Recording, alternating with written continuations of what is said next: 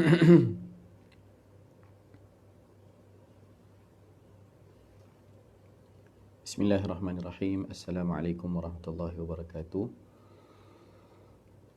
Alhamdulillah dapat kita bersama-sama lagi pada pagi ini. Sahabat-sahabat yang baru masuk, yang join kita pada pagi ini, ahlan wa sahlan wa marhaban bikum.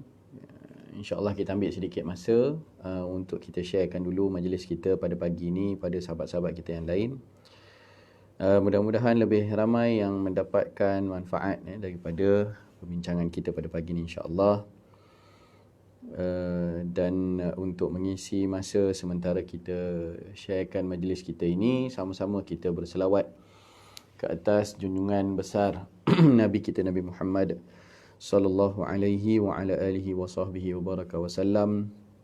Mudah-mudahan kita sentiasa dinaungi oleh rahmat Allah Subhanahu wa taala dan juga mendapatkan keberkatan sehingga dikenali kita oleh Nabi kita, Nabi Muhammad sallallahu alaihi wasallam, umat baginda yang mengasihi baginda dan dikasihi oleh baginda. Dan mudah-mudahan kita menjadi bahagian daripada ahli syafaah, insya-Allah. Allahumma salli wa sallim wa barik alaihi wa ala alihi sallallahu wa sallam alaihi. Allahumma salli wa sallim ala nuril anwar wa sirril asrar wa tiryaqil aghyar wa miftahi babil yasar sayyidina wa maulana Muhammadinil Mukhtar wa alihil athhar wa ashabihil akhyar adada ni'amillahi wa ifdalih. Allahumma salli wa sallim ala nuril anwar wa sirril asrar wa tiryaqil aghyar wa miftahi babil yasar Sayyidina wa maulana Muhammadinil Mukhtar wa alihil athhar wa ashabihil akhyar adada ni'amillahi wa ifdalih. Allahumma salli wa sallim wa barik alaihi wa ala alihi. Bismillahirrahmanirrahim. Alhamdulillahi rabbil alamin, wassalatu wassalamu ala asyrafil anbiya'i wal mursalin sayyidina Muhammadin wa ala alihi wa sahbihi ajma'in. Rabbana zidna ilman warzuqna fahman birahmatika ya arhamar rahimin. Allahumma faqihna fid din wa 'allimna at-ta'wil wahdina ila siratikal mustaqim. Amma ba'd. Assalamualaikum warahmatullahi wabarakatuh. Kepada sahabat-sahabat ahlan wa sahlan yang baru sama-sama kita pada pagi ini. Begitu juga saya menjawab salam bagi yang memberikan salam kepada saya di ruangan komen, Puan Siti Hajar, Puan Nurizita, Puan Nur Hayati, Puan Siti Mahwa dan juga yang lain-lain yang menonton kita pada pagi ini. Waalaikumsalam warahmatullahi wabarakatuh. Mudah-mudahan kita sentiasa dapat berkat daripada Allah, insya-Allah. Pagi ini kita sambung kapsul 15 minit, siri yang ke-18, yang ke-19, minggu yang keempat, bab yang kedua, hadis yang ke-22 insya-Allah. Kita habiskan bab pagi ini, ada dua hadis lagi, hadis 22 dan 23 insya-Allah. Qala al-musannif rahimahullahu ta'ala wa nafa'na bihi wa bi'ulumihi wa ulumi masyayikhina fid dharain amin. Wa anhu bihi qala haddatsana Muhammad bin Bashar qala haddatsana Bishr Ibn al-Waddah qala hadatsana Abu Aqil ad-Dawraqi an Abi Nadrah al-Awqi qala sa'altu Aba Sa'id al-Khudri radhiyallahu anhu an khatami Rasulillah sallallahu alaihi wasallam, ya'ni khataman nubuwah, faqala kana fi dhahrihi bad'atun nashizah. Daripada Abi Nadrah al-Awqi berkata, aku bertanya kepada Abu Sa'id al-Khudri radhiyallahu anhu tentang khatam ataupun tanda kenabian, khatam Rasulullah sallallahu alaihi wasallam, iaitu khatam kenabian, tanda kenabian. Maka beliau menjawab, khatam itu berada di belakang badan baginda sallallahu alaihi wasallam dan ia merupakan satu gumpalan daging yang menyembul ataupun daging yang timbul. Jadi ini kita telah bahaskanlah cirinya. Cuma disebut oleh sahabat Nabi yang kali ini adalah Sayyidina Abu Sa'id al-Khudri radhiyallahu anhu. Dan hadis yang terakhir dalam bab, wabihi ilahi qala hadatsana Ahmad bin al-Miqdam Abu al-Ash'ath al-Ijli al-Basri qala akhbarana Hammad bin Zaid an Asim al-Ahwal an Abdullah bin Sirjis radhiyallahu anhu qala ataitu Rasulullah sallallahu alaihi wasallam wa huwa fi unasin min ashabihi fadurtu hakadha min khalfihi fa'arafa alladhi urid fa'alqa ar-rida'a an dhahrihi fara'aitu mawdi'a al-khatami ala katifayhi mithla al-jum'i hawlaha hilan ka'annaha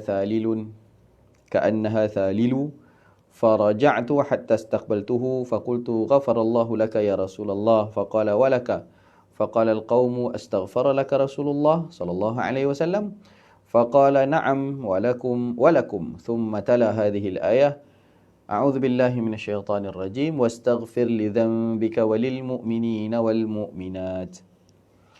Daripada Sayyidina Abdullah bin Sirjis radhiyallahu anhu berkata, aku yakni Abdullah bin Sirjis datang menghadap baginda Rasul sallallahu alaihi wasallam yang ketika itu baginda sedang berada di antara sahabat-sahabatnya. Jadi Nabi tengah duduk-duduk dengan sahabat-sahabat, Sayyidina Abdullah pun datang. Aku pun duduk berkeliling, maknanya orang duduk macam halaqah gitu kan, orang duduk keliling Nabi. Dan mereka biasanya duduk rapat lah. Duduk rapat bukan macam kita buat halaqah bulat jauh-jauh gitu, macam tadarus tu. Duduknya rapat-rapat lah keliling Rasulullah. Kemudian baginda Rasul sallallahu alaihi wasallam bila tengok aku datang tu, maka baginda pun mengetahui apa yang aku inginkan. Duk tengok berpusing-pusing lah istilah dia. Macam mencari sesuatu, duk pusing sebab orang keliling Nabi. Jadi Sayyidina Abdullah datang ni nak tengok. Dia tahulah. Maka Nabi pun mengetahui apa yang aku inginkan. Iaitu apa yang diinginkan? Yang diinginkan adalah untuk melihat khatamnya baginda Rasul sallallahu alaihi wasallam. Macam tercari-carilah nak tengok gitu kan. Jadi Nabi tahu bahawa sahabat ni nak tengok khatamun nubuwah tadi. Maka baginda sallallahu alaihi wasallam pun melepaskan selendang daripada belakang badannya. Fa'alqar rida'a an dhahrih. Jadi maka Nabi SAW pun melepaskan selendang rida' daripada belakang badannya. Okey.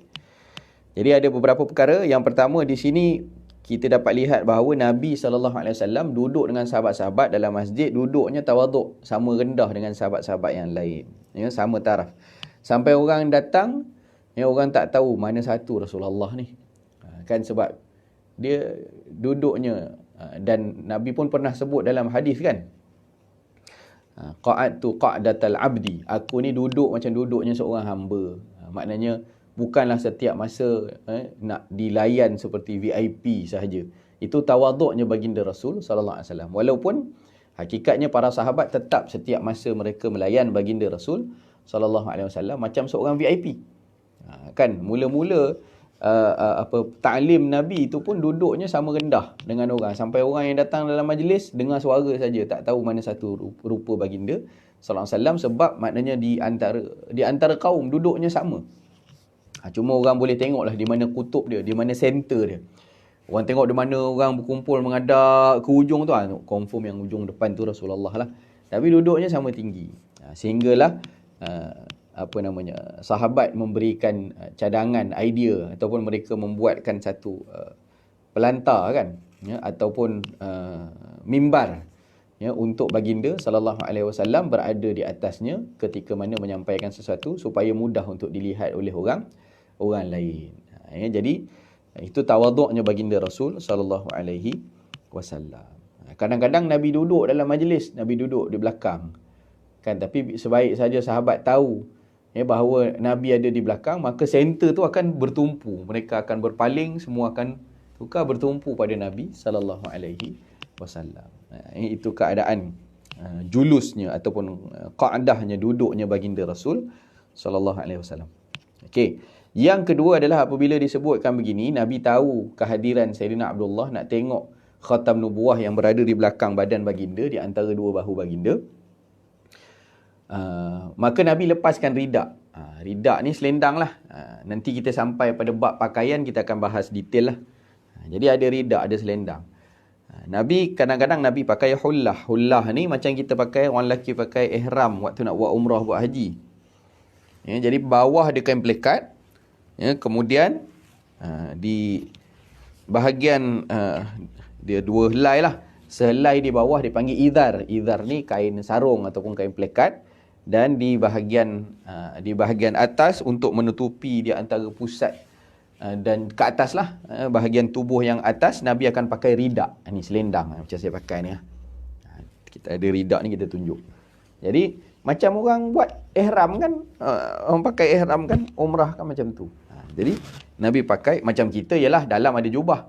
Kadang-kadang Nabi dalam ada jubah, disarung lagi selendang di luar. Kadang-kadang dalam tak ada jubah. Maknanya betul-betul yang dipakai oleh baginda sallallahu alaihi wasallam adalah selendang. Selendang yang menutupi badan lah. Yang menutupi badan. Jadi bila tutup macam ni, tak nampak lah bahagian belakang badan kan.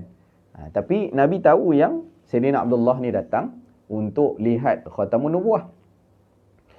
Jadi ketika mana Nabi SAW tahu yang beliau datang nak tengok tanda ataupun cop kenabian itu, maka akan dilurutkan.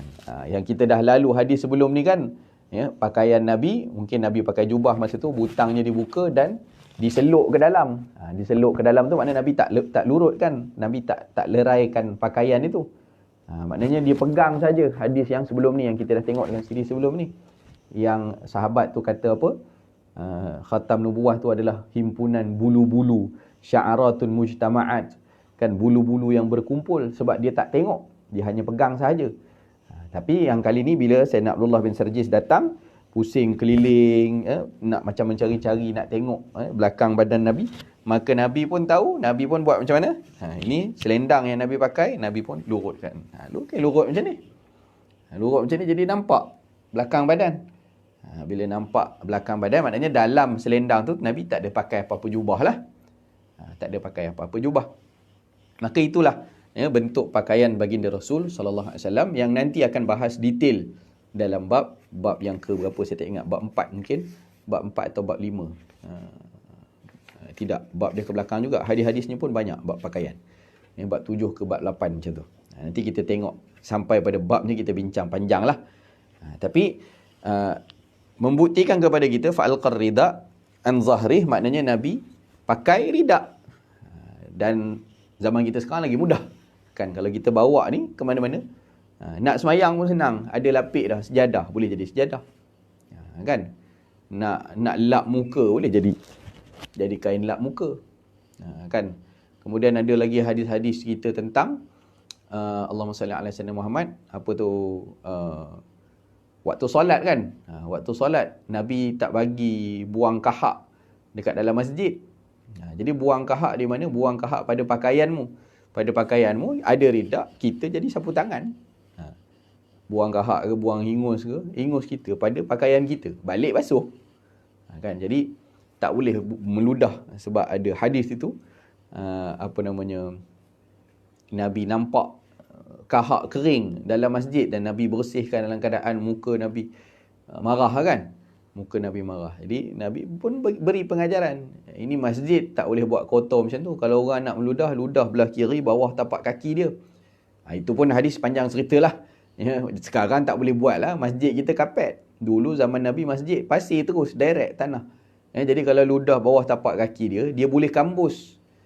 Jadi boleh kambus. Masalahnya dia ni meludah orang ni yang didapati ada kahak kering di situ, dia meludah tak di kampus, dalam masjid.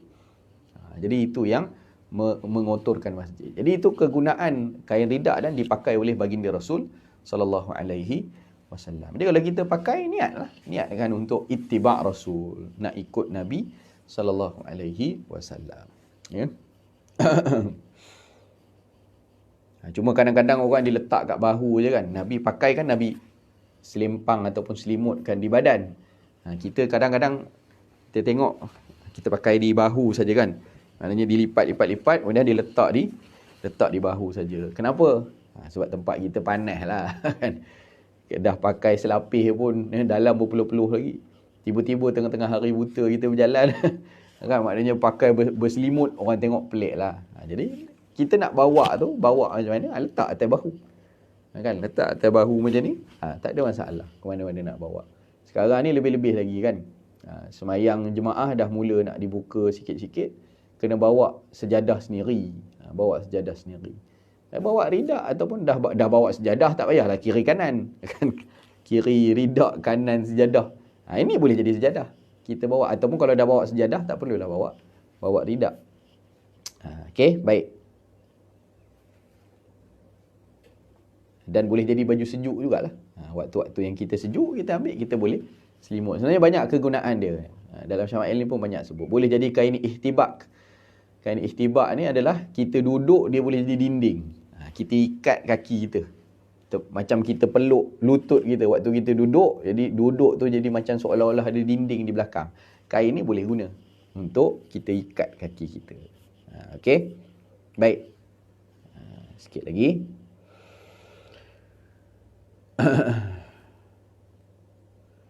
Kemudian aku pun melihat, kata Sayyidina Abdullah, pada tempat khatam kenabian yang berada di antara kedua-dua bahunya, sebesar genggaman tangan. Jadi besar genggam tangan lah. Ada daging timbul. Di sekitarnya terdapat tahi lalat seperti kumpulan jerawat. Ada timbul sikit lah. Ada tek-tek lalat seperti kumpulan jerawat yang menyembul keluar. Sebelum aku kembali, itu habislah syawahid tentang syawahid tentang khatamun nubuwah tadi. Ditunjukkan, dilepaskan pakaian oleh Nabi. Kemudian sahabat tadi dapat lihat sendiri dengan mata beliau. Dan sebelum aku kembali, aku menghadap baginda Rasul sallallahu alaihi wasallam, di ke depanlah. Kemudian aku katakan, semoga Allah melimpahkan maghfirahnya kepadamu ya Rasulullah. Okey, ini pentinglah. Istilah dalam hadis ini, sahabat ni kata apa? Fakultu, aku katakan kepada Nabi, lepas dah Nabi tunjukkan itu, ghafarallahu laka ya Rasulullah. Didoakan pada Rasulullah. Ya, ghafarallahu laka. Kalau kita ngaji bahasa Arab, semalam kita ngaji dengan Ustaz Anwar. Ustaz Anwar pun sebut banyak kali. Tak tahulah tuan-tuan yang ikut, boleh ikut ke tak boleh ikut. Tapi itu kaedah. Ya, kaedah-kaedah. Kita lihat ayat-ayat Al-Quran melalui kaedah bahasa Arab. Jadi Ustaz Anwar pun sebut banyak kali fi'il madhi. Tasrif fi'il madhi tu banyak kali lah diulang kan. Fa'ala, fa'alu, fa'alat, fa'alata, fa'alna, fa'alta, fa'altum, fa'altum tu. Diulang-ulang banyak kali nak suruh kita biasakan fi'il madhi, past tense. Jadi kalau kita tengok dalam hadis ini, ghafarallahu laka. Ghafara tu fi'il madhi. Dia past tense. Maknanya Allah telah mengampunkan kamu, wahai Rasulullah. Kalau kita guna pada uslub hidup kita sehari-harian, walaupun fi'il madhi tapi disebutkan kepada orang lain, maka dia akan membawa maksud doa juga. Contohnya barakallahu fik. Kita biasa sebut kan? Barakallahu fik, jazakallahu khaira. Jazakallahu khaira, barakallahu fik. Baraka adalah fi'il madhi. Allah telah memberkati kamu kalau ikutkan maksud asal dia. Jazakallah, Allah telah memberikan ganjaran kepada kamu dengan kebaikan. Jazakallahu khaira. Kan kita guna tu fi'il madhi tu. Fi'il madhi. Tapi apakah maksud dia, maksud fi'il madhi? Tidak. Bagi kita maksud dia adalah doa. Kan? Doa. Moga-moga Allah memberkatimu. Sebab tu dalam terjemahan kita tak sebut Allah dah confirm bagi pahala pada kamu. Kita tak tahu. Kita minta Allah bagi pahala pada sahabat kita tadi. Kita minta Allah berkati sahabat kita tadi. Jadi kita doakan dia walaupun gunakannya adalah dengan fi'il madhi. Kan sama dengan selawat juga. Sallallahu alaihi wasallam. Salla itu telah berselawat. Fi'il madhi itu. Tapi bila kita yang mengucapkannya, maka ia adalah doa. Dan doa yang itu pastilah Allah pasti akan memberikan selawat ke atas Nabi sallallahu alaihi wasallam, dan rahmat kembali kepada orang yang mengucapkannya, iaitu kita. Kan itu untungnya berselawat. Dan alang-alang kita promote sekali lah. Besok insya-Allah kita ada topik berkat Jumaat kita. Pukul 10 pagi kita akan bincangkan tentang amalan selawat. Kita akan select satu selawat daripada banyak-banyak selawat, dan kita akan bincangkan besok. Kita pilih selawat tafrijiyah. Jadi itu akan dibahaskan panjang besok lah insya-Allah. Nantikanlah topik berkat Jumaat kita pada esok hari. Sekejap lagi saya keluarkan poster insya-Allah. Jadi boleh sama-sama untuk kita tonton besok. Okey, jadi guna fi'il madhi. Jadi bila guna fi'il madhi daripada sudut ini adalah, kalau di sini diterjemahkan, moga-moga Allah melimpahkan maghfirahnya kepadamu ya Rasulullah. Ini boleh difahami secara hakikat. Hakikat memang Allah Ta'ala telah mengampunkan dosa baginda Nabi SAW. Dan lebih daripada itu adalah, Nabi sendiri dalam akidah kita belajar bab nubuah, Nabi tak berdosa. Nabi maksum daripada dosa. Maksum daripada dosa. Kesilapan cerita lain. Dosa lain. Dosa ni maksiat kepada Allah. Nabi tidak pernah bermaksiat kepada Allah. Tersilap, itu ada. Kan? Nabi lupa rakaat. Nabi buat keputusan yang silap. Maksudnya bukan silap macam mana? Kadang-kadang dilupakan oleh Allah SWT. Allah bagi Nabi terlupa. Jadi itu kesilapan, itu cerita lain. Itu sebagai basyariah, kemanusiaan. Manusia itu ada sifat-sifat itu. Tapi dosa maksiat itu tidak pernah dilakukan oleh baginda Rasul sallallahu alaihi wasallam. Nabi maksum. Jadi doa ini bukan bermaksud Nabi itu berdosa dan Allah ampunkan dosa Nabi. Yang itu kita kena jelas lah. Kita sahabat ni doakan Allah ampunkan dosa engkau ya Rasulullah. Kan? Jadi bukan bermaksud itu. Memang Nabi tak ada dosa. Dan di sini adalah, kita boleh juga ambil daripada sudut literalnya, iaitu Allah memang dah ampunkan dosa engkau ya Rasulullah. Ghafarallahu laka. Allah ampunkan belaka dah bagi engkau ni ya Rasulullah. Kan? Jadi sahabat ni tadi menyatakan perkara tersebut, maka dijawab oleh baginda Rasul sallallahu alaihi wasallam, walaka. Walaka. Untuk kamu juga. Maknanya yang disebut dia sahabat tadi, Nabi kata untuk kamu juga. Untuk kamu, kalau daripada Nabi disebutkan kepada orang lain, itu doa. Itu doa.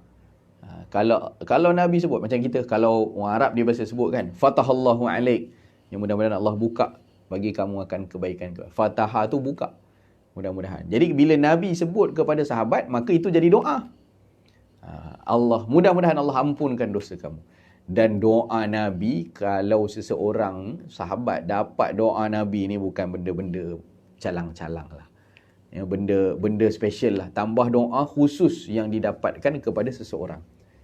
Kita pun kalau ada orang yang kita jumpa, alim ulama' saja yang datang, para masyayikh kita, habaib kita datang, tiba-tiba didoakan dia, saya doakan kamu, Allah mudahkan urusan kamu. Untuk kita saja, berbunga-bunga hati kita. Ya Allah, orang-orang soleh macam ni doa untuk saya. Jadi kita rasa orang-orang yang dekat dengan Allah SWT macam ni, wali-wali Allah, mulut-mulut mereka masin, amal ibadah mereka hebat, tiba-tiba yang disebut nama kita dalam doa dia. Allahu Akbar. Tak tahu nak kata apa gembiranya kita, hatta hanya dengan mendapatkan doa daripada orang soleh. Apatah lagi ini Nabi SAW. Okey, jadi tengok apa hujung ni. Kemudian sahabat-sahabat yang lain yang berada di situ berkata, apakah baginda Rasul SAW memohonkan keampunan untukmu? Sahabat tanya, Nabi doa ke hang? Nabi minta ampun ke Allah untuk hang? Ya Allah. Maknanya sama ada itu bentuk satu pertanyaan ataupun itu satu bentuk takjub. Takjub tu macam tadilah, wow, hebatnya. Kan? Nabi doakan kau, Nabi doakan khusus untuk engkau. Jadi sahabat takjub ataupun sahabat bertanya, apakah Nabi mendoakan untukmu? Maka beliau menjawab, ya na'am. Bukan itu saja. Begitu juga dengan kalian. Nabi doa juga untuk kalian. Kemudian membacakan kepada ayat ini, wastaghfir li dzambika walil mu'minina wal mu'minat, dan mohonlah keampunan kerana li dzambika, kerana dosamu, dosa kamu sendiri, kita pun minta ampun, dan mohonlah keampunan untuk orang-orang mukminin, lelaki dan juga perempuan, walil mu'minina wal mu'minat. Maka daripada sini kita tahulah, kata para ulama, bahawa dalam kita berdoa memohon ampun kepada Allah Ta'ala, jangan kita lupakan umat Islam, kaum mukminin yang lain. Istighfar kita, bukan kita seorang saja nak masuk syurga, bukan kita seorang saja yang berdosa. Setiap umatnya Nabi SAW ini penuh dengan salah silap dan dosa-dosa. Maka kita yang menginginkan untuk masuk syurga, kita jangan lupakan juga kepada kaum muslimin yang lain, yang mereka juga ada harapan yang sama dengan kita. Maka ketika meminta ampun, itu yang dalam doa kita sampai jadi rukun khutbah. Khutbah Jumaat jadi rukun tu. Allahumma ghafir lil mu'minina wal mu'minat. Kena doakan untuk seluruh orang Islam. Allahumma ghafir lil mu'minina wal mu'minat wal muslimina wal muslimat. Dan kalau kita dapat kebaikan daripada satu istighfar kita, bayangkan kalau ada berapa jumlah umat Islam di seluruh dunia yang akan dimasukkan dalam doa kita tu, maka kita akan mendapatkan kebaikan daripada seluruh bilangan umat Islam yang kita doakan itu. Kalau jumlah 2 bilion, 2 bilion lah kebaikan kita akan dapat daripada istighfar kita. Jadi jangan tinggal tu. Di hujung-hujung kan sama kita minta doa untuk mak ayah kita kan, macam tu juga lepas mayang. Allahumma ghafirli wali walidayya warhamhuma kama rabbayani saghira. Lepas tu walil mu'minina wal mu'minat wal muslimina wal muslimat, kan? Untuk orang beriman lelaki perempuan, untuk orang Islam lelaki perempuan, al ahya'i minhum wal amwat, yang masih hidup ataupun yang dah pergi, yang meninggal dunia, semua masuk sekali. Itu yang kita doa, bi rahmatika ya arhamar rahimin. Dengan rahmatmu ya Allah, Tuhan yang Maha Penyayang. Jadi banyakkan istighfar dan jangan lupakan umat Islam yang lain. Kita istighfar astaghfirullah, yang paling simple amalan dia, astaghfirullah lil mu'minina walil mu'minina wal mu'minat. Tambah itu je. Astaghfirullahal azim pun boleh. Astaghfirullah walil mu'minina wal mu'minat. Astaghfirullah, aku pohon ampun ya Allah untuk diri akulah. Walil mu'minin, begitu juga untuk orang beriman lelaki, wal mu'minat, dan juga orang beriman yang perempuan. Baik, jadi selesai kapsul kita pada pagi ini. InsyaAllah diberikan keberkatan, pengampunan oleh Allah Ta'ala pada kita semua. InsyaAllah kita jumpa besok pagi, kapsul dulu. Lepas tu pukul 10 pagi insyaAllah topik berkat Jumaat kita yang akan membicarakan tentang amalan selawat. Selawat yang mana satu yang kita pilih, nanti tengoklah. Tengok poster yang akan keluar sekejap lagi insya-Allah. Baik, aku qauli hadza wa astaghfirullahal azim li wa lakum wa lisairil muslimina wal muslimat wal mu'minina wal mu'minat al ahya'i minhum wal amwat bi rahmatika ya arhamar rahimin. Wa sallallahu ala sayidina Muhammad wa ala alihi wa sahbihi wa baraka wasallam. Assalamualaikum warahmatullahi wabarakatuh. Terima kasih kepada semua yang sudi menonton pada pagi ini. Barakallahu fikum.